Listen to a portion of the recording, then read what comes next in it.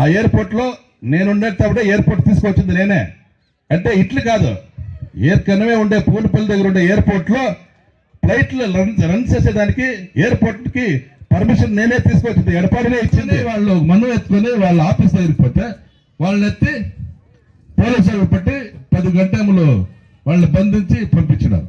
ఆ మను తీసుకుంటారా తీసుకోలే ఓపెన్ చేసి 10 సంవత్సరాలు కర్ణ అనేది ఆడుండాడని తెలియకుండా చేసేసింది.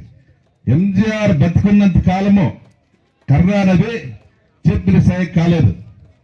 కర్ణ అనేది ఎంజీఆర్ మరణానంతరంగా అమ్మ జానికి 2 గోష్ఠి అయిపోతుందమ్మా. 78వ పుట్టినరోజుకి ఈ కార్యక్రమాన్ని ముత్తాళ్ళలో జరపాలని మేము డిసైడ్ చేస్తుంది.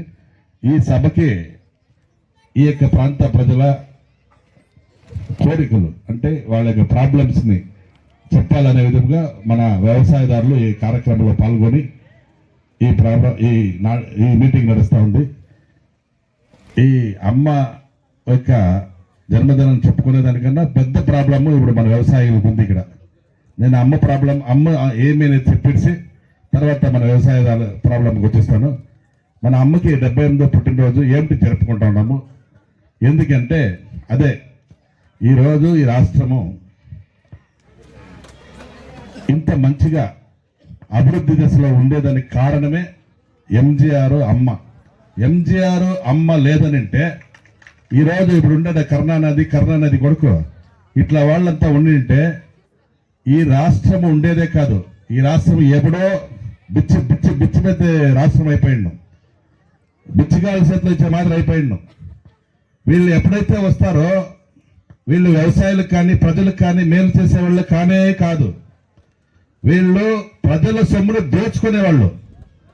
కానీ ఎంజీఆర్ కానీ అమ్మ కానీ ప్రజలకి మంచి చేసేదానికి మాత్రమే ఉంటుంది. కరుణానిధి ఫస్ట్ వచ్చినప్పుడు ఆయన ఎంజీఆర్ ఆయన కూడానే ఉంటాడు. కరుణానిధి చీఫ్ మినిస్టర్ అయినప్పుడు ఎంజీఆర్ ఆయన కూడానే ఉంటాడు. కానీ కరుణానిధిని సీఎం చేయాలని ఎవరు ఆశపడలేదు, ఎంజీఆర్ని చేయాలని ఆశపడరు. ఎంజీఆర్కి ఏమంటే సినిమాలో ఉండిన దానికి ఆయన నాకేమిటికి అని కరుణానిధికి సపోర్ట్ చేశా. కరుణానిధి ఏం చేసే చీఫ్ మినిస్టర్ అయిన ఒక 6 నెలలకే స్టార్ట్ చేయడ్చా. యా సభకు పోని ఎక్కడ పోని కరుణానిధిని ఎవరు మదిస్తూ ఉండలే. ఎంజీఆర్ని చూస్తేనే మదిస్తూ ఉంది. ఎంజీఆర్ ఆ స్టేజ్లో ఉంటేనే జనాలు ఉంటారు. కరుణానిధి స్టేజ్లోకి ఉంటే జనాలు ఎవరు ఉంటా ఉండలే. ఇప్పుడు పేరుకి వీళ్ళ కరుణానిధి నేను ఎంజీఆర్ అనుకుంటా, వీళ్ళ స్టేజ్లో ఉంటే నేను మాట్లాడేసిపోతే వీళ్ళు మాట్లాడుతాడు ఎవరు ఉంటా ఉండలే. అంటే ఎంజీఆర్దా మోజు, ఎంజీఆర్ పైన అభిప్రాయం, ఎంజీఆర్ ఉందా నమ్మిండ్రు తమిళనాడులో. డిఎంకే ఓటేయాలంటే కూడా ఎంజీఆర్నికనే ఆ డిఎంకే పార్టీ కూడా వచ్చింది. అట్లాంటి ఉండేటప్పుడు ఎంజీఆర్ని 6 నెలల తర్వాత ఎంజీఆర్కే ఈయన విరుద్ధమై ఎంజీఆర్ని పార్టీనిగా తీసేస్తాడు. పార్టీనిగా తీసేస్తే ఎంజీఆర్ అనే పార్టీ ఓపెన్ చేసి నేను తిరిగి రాజకీయానికి పోవాలి అనుకోలే. కానీ జనాలే ఇక్కడ ఉండే జనాలే ఆయన ఇంటి దగ్గరికి పోయి నువ్వు పార్టీ కట్టాలా, నువ్వు పార్టీ ఓపెన్ చేయాలా, మా ఈ రాష్ట్రానికి ముఖ్యమంత్రి కావాలా, ఈ రాష్ట్రాన్ని నువ్వు పరిపాలన చేయాలా, ఈ రాష్ట్రానికి మంచి జరగాలని ప్రజలే పోయి ఆయన్ని అడిగి ఏడీఎంకే పార్టీని ఓపెన్ చేసింది. అట్లా ఏడీఎంకే పార్టీని ఓపెన్ చేసి 10 సంవత్సరాలు కర్ణ అనేది ఆడుండాడని తెలియకుండా చేసేసింది. ఎంజీఆర్ బతుకున్నంత కాలము కర్ణ అనేది చీఫ్ మినిస్టర్ కాలేదు. కరుణానిధి ఎంజీఆర్ మరణానంతరంగా అమ్మ జానికి 2 గోష్ఠి అయిపోతుందట. అప్పుడు ఒకసారి 5 ఏళ్ళకి వచ్చేస్తాడు. ఆ 5 ఏళ్ళు వచ్చి ఏం చేస్తాడంటే నీకు మంచి పరిపాలన చేసేలే, 10 ఏళ్ళు కాసుకొని ఉండే కదా, 10 ఏళ్ళు ఎంజీఆర్ ఉండే సత్యగట్ట ఆయనకి ఏమి జాగలేదు కదా, వస్తేనే దోచేదానికి చూడ చేశా. అమ్మ అపోజిషన్ లీడర్ అమ్మ 27 సీట్లు అమ్మ వచ్చింది. అమ్మ క్వశ్చన్ వేస్తుంది. వాడిని లెక్కలేనన్ని క్వశ్చన్లు వేసి వాడిని అడుగుతా ఉంది. వాడికి ఆన్సర్ చెప్పేదానికి కాలేదు.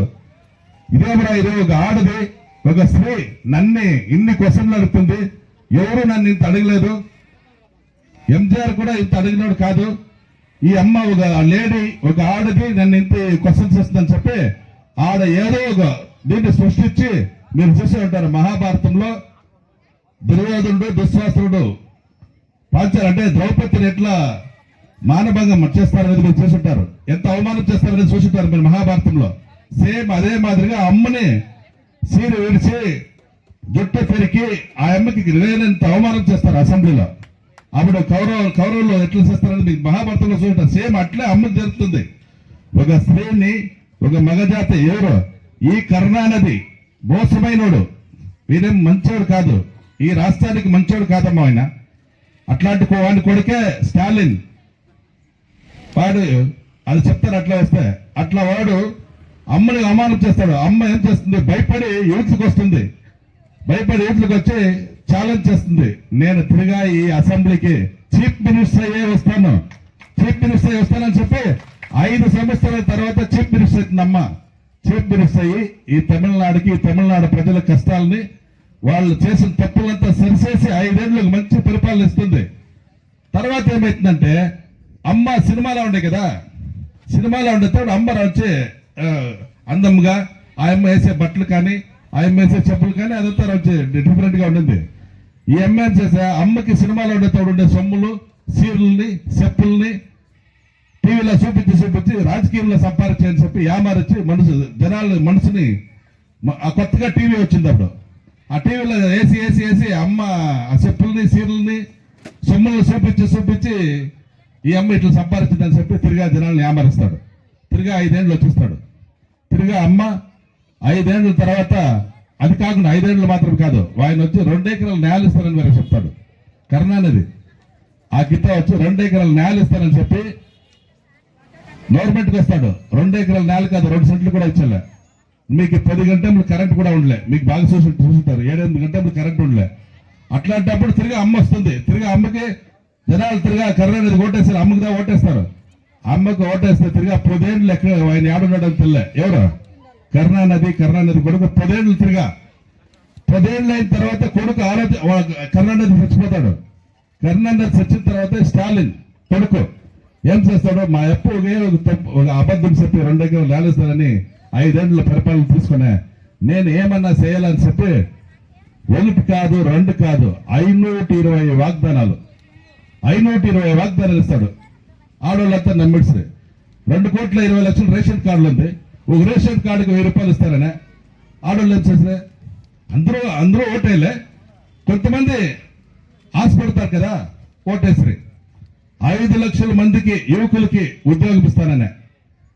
యువకులు అంటే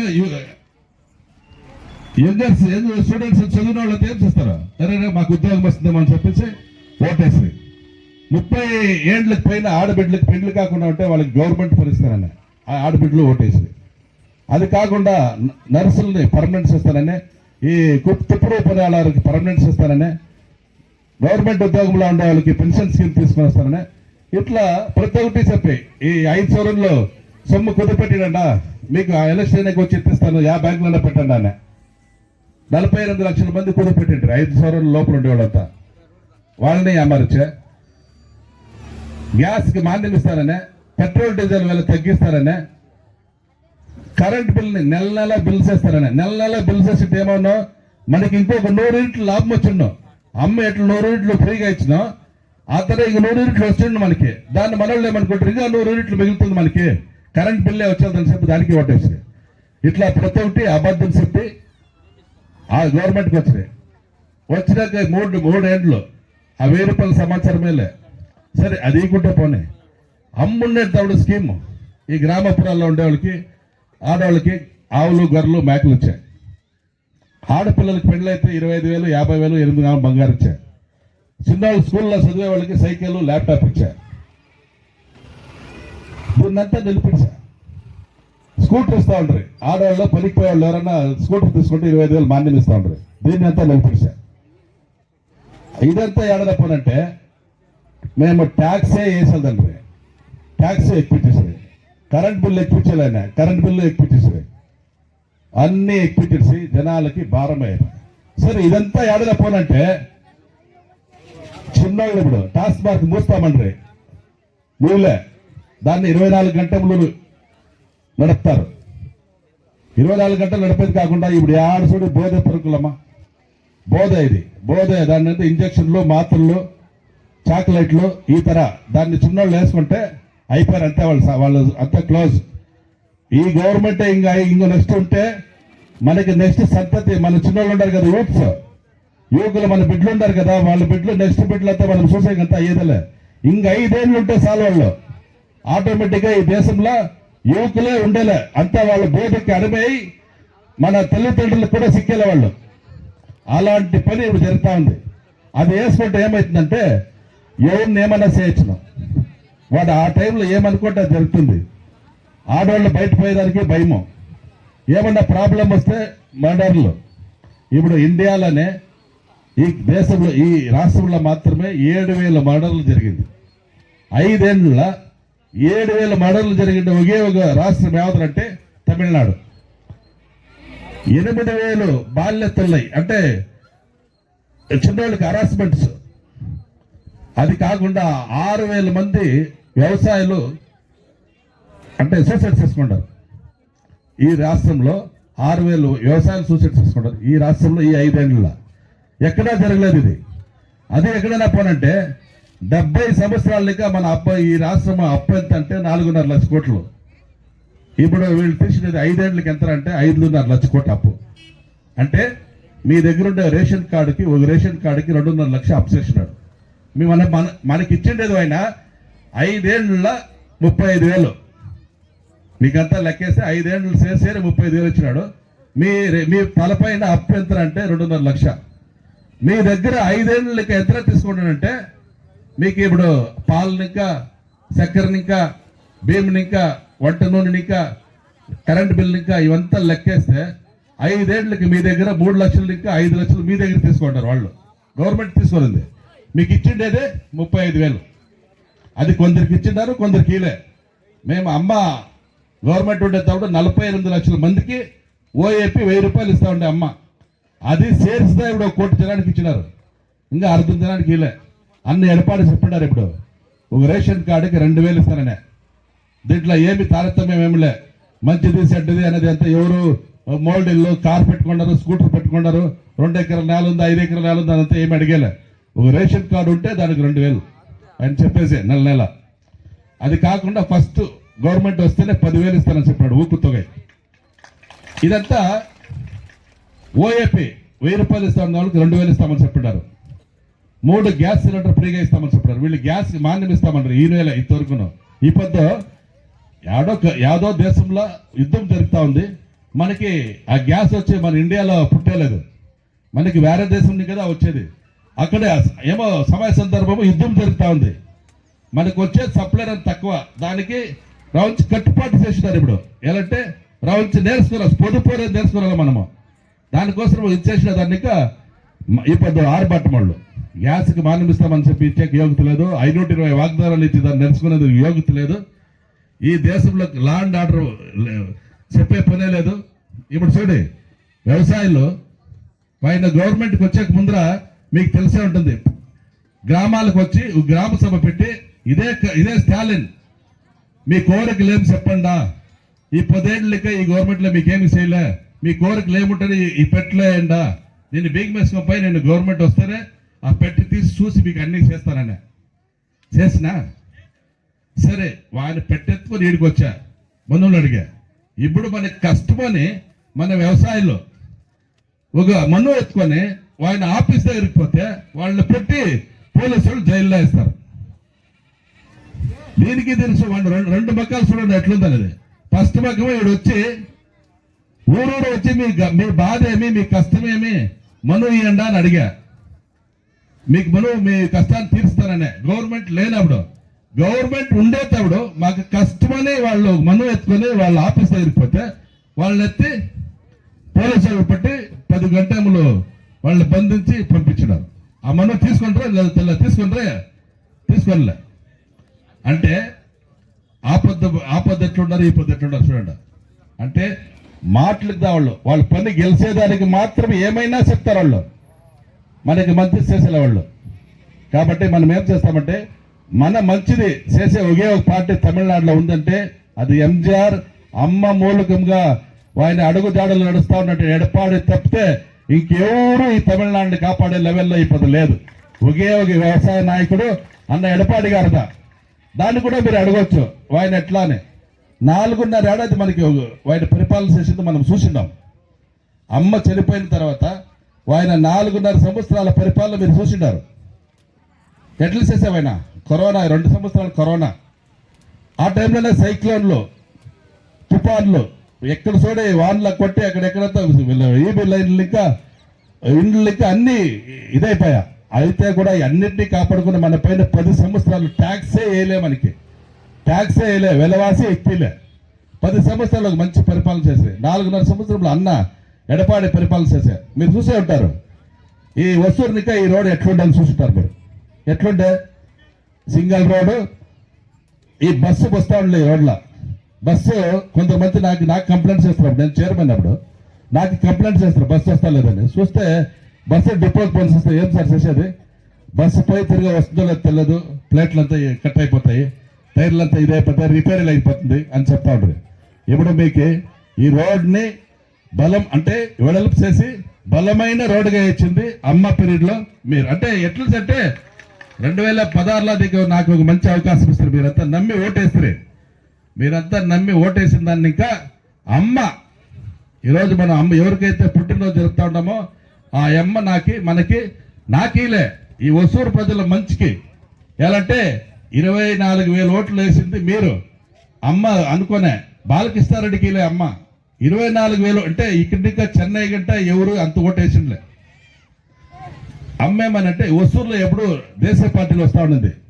ఏరా ఈసారి నాకు ఓటేసినారే, 24,000 ఓట్లు లీడింగ్లో గెలిపించినారే అని అమ్మేం చేసే ఈ జనాలకు మంచి జరగాలని మంత్రి పదవి ఇచ్చారు.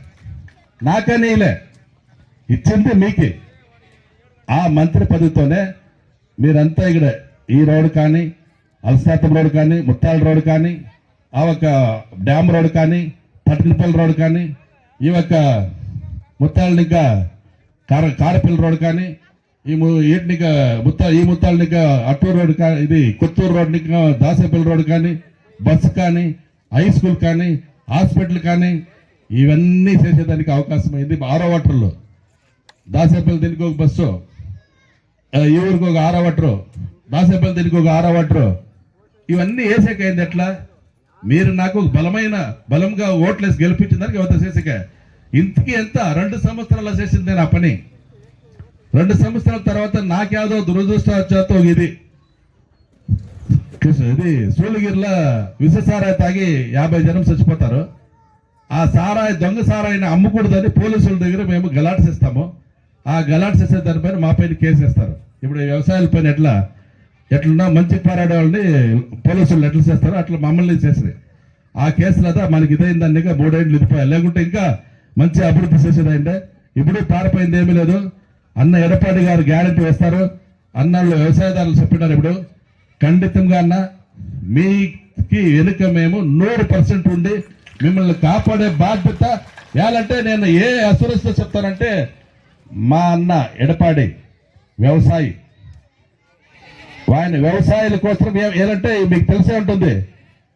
ఇదే డిఎంకే గవర్నమెంట్ డెల్టాలో హైడ్రోకార్బన్ తిట్టం, మీథేన్ తిట్టం ఈ 2 తిట్టాలు తీసుకొచ్చి అక్కడ వ్యవసాయాలకి బాధ్యత తెచ్చుకోవచ్చే. అప్పుడు వ్యవసాయాలంతా పోరాడరు. వ్యవసాయాలకంతా ఏం చేసేస్తారన్నా అదే అన్న నరసింహన్నలు అడిగినట్ల ఇక్కడ మన వీళ్ళు అడిగినట్టు ఇది గ్రీన్ బెల్ట్ చేయాలంటారు కదా, దాన్ని పాదకాపు మండలమాగా డెల్టాని 13 డిస్ట్రిక్ట్ని చేసింది పురచి తమిళర్ అన్న ఎడపాడియార్ గారు. ఇది యావది ఒసూరు చేసేది పెద్ద సమాచారమే కాదు. ఏలంటే ఒసూరులో ఏర్కనమే 15 హౌసింగ్ బోర్డులకి జాగా ఇచ్చినారు. అది కాకుండా 2 సిప్ కార్డులకి జాగా ఇచ్చినాము. అది కాకుండా 2 రింగ్ రోడ్లకు జాగా ఇచ్చినాము. అది కాకుండా ఎస్టీఆర్ రోడ్కి జాగా ఇచ్చినాము. అది కాకుండా డ్యామ్ కట్టేదానికి జాగా ఇచ్చినాము. ఇంత ఈ యొక్క ప్రాంత ప్రజలు బతికేదానికి ఇంత నేలను మనం ఇచ్చినాము. ఇంకానూ ఈడు ఇవ్వాలనేది ఏమీ లేదు. మస్తుగా ఇంకా ఎక్కడైనా తీసుకోవచ్చు. ఎక్కడైనా కాకుండా ఉన్న జాగ్రత్త అవసరం లేదు. ఎయిర్పోర్ట్ ఉంది.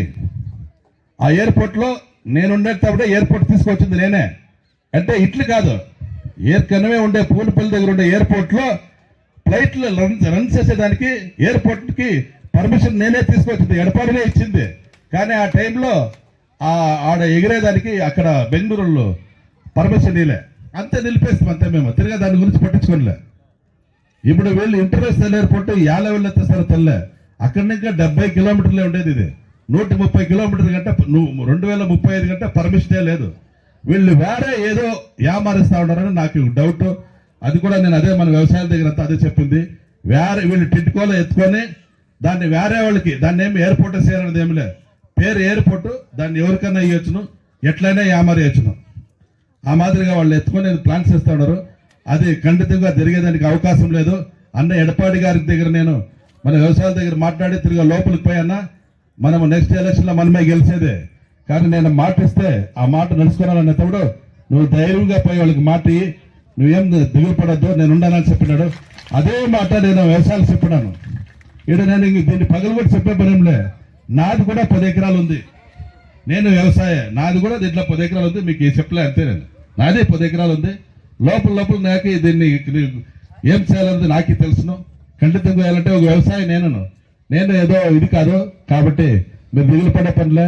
మీకు వేయాలంటే ఆపద మీరు దీంట్లో మను ఇచ్చకపోయినాడు, వీళ్ళు అరెస్ట్ అవుతారని అన్న దగ్గర నేను మాట్లాడుతుంది. అన్న ఇట్లా అయింది అంటే నేను అతర స్టేట్మెంట్ ఇస్తాను అనుకోలే. నేను ఇతర అయింది, వాళ్ళు 5 గంటలకు బయట వస్తారు. బయట వస్తేనే అన్నకి అపాయింట్మెంట్ కావాలంటే என்னப்பா அன்னைக்கு தானே வந்து போனாங்க, என்ன அது திரும்ப அது என்ன மனு வாங்கிட்டு அனுப்பியிருக்கலாமே, இல்லைண்ணா இந்த மாதிரி பண்ணிட்டாங்க అంటే అట్లా ఆయన ఇమీడియట్గా దాన్ని తెలుసుకొని ప్రెస్ని పిలిచి ఒక ప్రెస్ మీట్ ఇచ్చినప్పుడు మనలకు ఒక ధైర్యం వచ్చా. అట్లా అయితేనే నేను కూడా అనుకోనిలే. 3 మినిస్టర్లు, ఎక్స్ మినిస్టర్ని వాళ్ళు ఉండే జాగాకు పంపిస్తూ ఉన్నారు. పంపించి వాళ్ళ కష్టాలు చూడమని చెప్పారు. దేనికైనా పైన మనకి ఇంకేం అవసరం లేదు. ఖండితంగా మీది 100% నెరవేరుతుంది. ఎలాంటే ఈ ప్రాంత వ్యవసాయాలకు పోయిన నేల చాలా పోయింది. వసూరులో ఇంకా మస్తుగా ఉండే జాగాలు ఉంది. అది నేను చెప్పకపోయలేదు. మన జాగాలో ఏమి జరిగేదానికి అవకాశం లేదని మీకు తెలియజేసుకుంటూ, మీ వెంట మేము ఉంటామని తెలియజేసుకుంటూ నా చిన్న ఉపన్యాసాన్ని ముగించుకుంటాం.